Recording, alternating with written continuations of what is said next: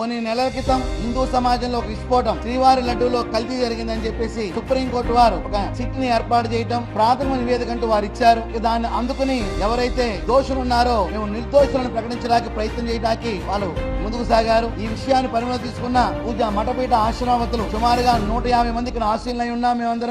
మేమందరి యొక్క నిర్ణయం ఒకటే, ఖచ్చితంగా ఈ కల్తీ లడ్డు ఎవరు చేశారో వారిని కఠినంగా శిక్షించాలని. కరుణాకర్ రెడ్డి గారు మాజీ టీటీడీ చైర్మన్ వారు మాట్లాడుతూ కింద స్థాయి అధికారులు తప్పు చేశారు, ఉద్యోగులు మాకేంటి సంబంధం అని ఆ విధంగా మాట్లాడడం. వైవి సుబ్బారెడ్డి గారు కూడా ఆ సిట్ రిపోర్ట్ ను చదివి అందులో కెమికల్స్ అన్ని కలిసిపోయాయి, ఇది వాస్తవం అని వారు కూడా అంగీకరిస్తూ చివరికి వచ్చేసరికి మాకు సంబంధం లేదు అనేటటువంటి మాటలు మాట్లాడడం అనేది ఈ హిందూ సమాజం జీర్ణించుకోలేనటువంటి అంశం. ఇది కాగా అర్థమవుతుంది, వాళ్ళు కలిపారు, దారుణంగా మా మనోభావాలను దెబ్బతీశారని అర్థమవుతున్నా ఎందుకు ఇంకా వీక్షిస్తుంది మాకు అర్థం కావట్లేదు. వ్రతం చేసి 24 గంటలు ఏమీ తినకుండా ఉండి ద్వాదశి రోజు తిరుపతి ప్రసాదం తీసుకుంటే బ్రేక్ చేసినట్టుగా అనిపిస్తుంది మాకు.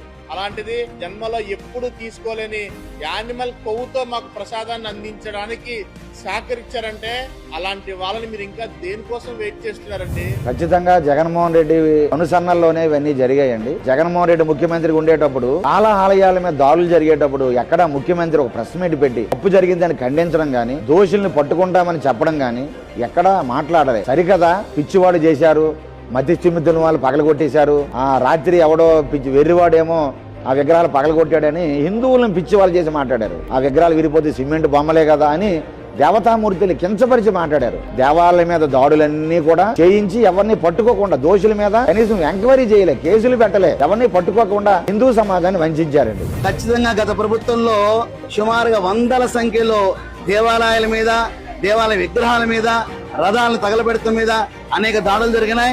ప్రతి ఒక్కసారి కూడా మధ్యస్థితం లేదు అని చెప్పేసి ఒక టైటిల్ ఇచ్చి పక్కకి పంపించి ఏర్పాటు చేశారు. దీంట్లో పూర్తిగా జగన్ రెడ్డి గారి యొక్క హస్తం అని చెప్పి మేము నమ్ముతున్నాం. గతంలో ఒక 3.5 సంవత్సరాల క్రితం ఆ పార్టీ ఉన్నప్పుడు నేను తిరుమల దర్శనానికి వెళ్ళానండి. అప్పుడు లడ్డూ ప్రసాదం కొనుక్కొని తినడం జరిగిందండి. ఆ తిన్నప్పుడు వాంతి అయిందండి. అప్పుడు డాక్టర్ దగ్గరికి వెళ్ళి చేస్తే ఫుడ్ పాయిజన్ అని చెప్పారండి. నేను తిన్నది లడ్డు ఒకటే అండి, పొద్దున్న నుంచి ఇంకేం తెలియదంటే అప్పుడు ఆ లడ్డే పాయిజన్ గా మీకు మారిందండి అని చెప్పినప్పుడు అక్కడ ఉద్యోగస్తులు కొంతమంది వచ్చి నన్ను కిందకి పంపించారండి బలవంతంగా. కలియుగ వైకుంఠ వారధుడు, వైకుంఠ వాసుడు ఆ లడ్డూ ప్రసాదంలోనే జరగకూడని పాపం జరిగిందండి, కల్తీ జరిగింది. కిందసారి కార్యక్రమాల్లో రథాలు తగలడిపోయినాయి, గుళ్ళల్లో విగ్రహాలు నరికేశారు, విజయవాడ అమ్మవారి గుడిలో రథాలు పోయినాయి.